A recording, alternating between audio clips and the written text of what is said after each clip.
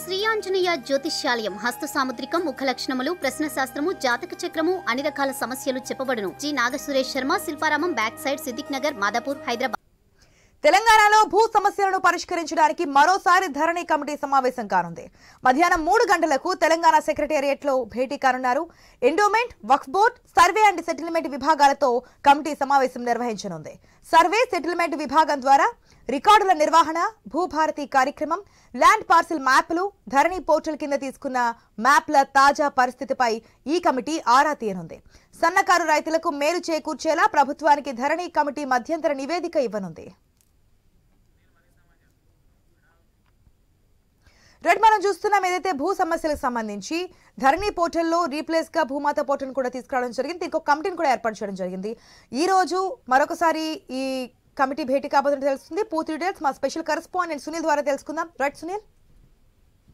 ధరణి committee ఈ రోజు మరోసారి సెక్రటరియట్ లో సమావేశం కాబోతుంది. రాష్ట్ర వ్యాప్తంగా ధరణి పోర్టల్ తో రైతులు ఎదుర్కొంటున్న ఇబ్బందులపై ప్రభుత్వం కమిటీని ఏర్పాటు చేసింది. ఆ కమిటీ ఇప్పటికే 5 జిల్లాల కలెక్టర్లు కావచ్చు, అదేవిధంగా రెవెన్యూ, అదే మరోవైపు ఫారెస్ట్ అధికారులతో సమావేశం నిర్వహించారు. ఈ రోజు దేవాదాయ శాఖ, అదేవిధంగా వక్ఫ్ బోర్డు, ల్యాండ్ రికార్డ్స్ అధికారులతో సమావేశం కాబోతున్నారు.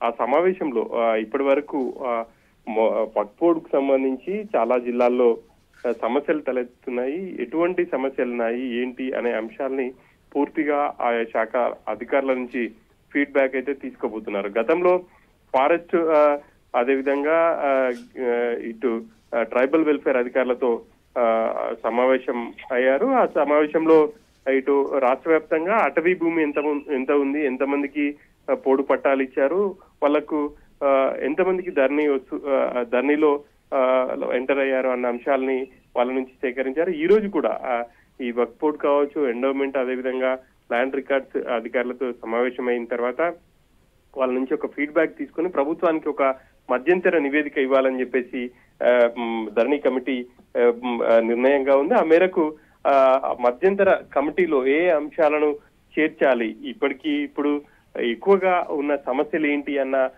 అవన్నిటిని కూడా ఫీడ్బ్యాక్ తీసుకున్న తర్వాత మధ్యంతర నివేదిక ప్రభుత్వానికి ఇవ్వబోతుంది. ఆ మధ్యంతర నివేదిక కూడా మొదట్లో ఎలక్షన్స్ లో భాగంగా కాంగ్రెస్ పార్టీ తీసుకున్నటువంటి స్టాండ్ మొదటిగా ధరణి పోర్టల్లో జరుగుతున్నటువంటి అవినీతి అక్రమాల గురించి ప్రజల్లోకి ధీటుకెళ్ళినటువంటి పరిస్థితి మనం చూసాం. ప్రజావాణి కార్యక్రమం స్టార్ట్ చేసినప్పుడు కూడా అధికంగా వచ్చినటువంటి అప్లికేషన్స్ కూడా ఈ భూములకు సంబంధించినటువంటి వ్యవహారం మనం చూస్తున్నాం. అయితే ఈ పోర్టల్ ని రీప్లేస్ చేస్తామని చెప్పున్నారు. ముందు దీంట్లో ఉన్నటువంటి అవకతవకలన్నీ సరిచేసి, మరి దానికి సంబంధించి ఈ రోజు ఏమన్నా ఒక క్లారిటీ ఇచ్చే అవకాశం ఉందా ఈ కమిటీ సర్కార్కి?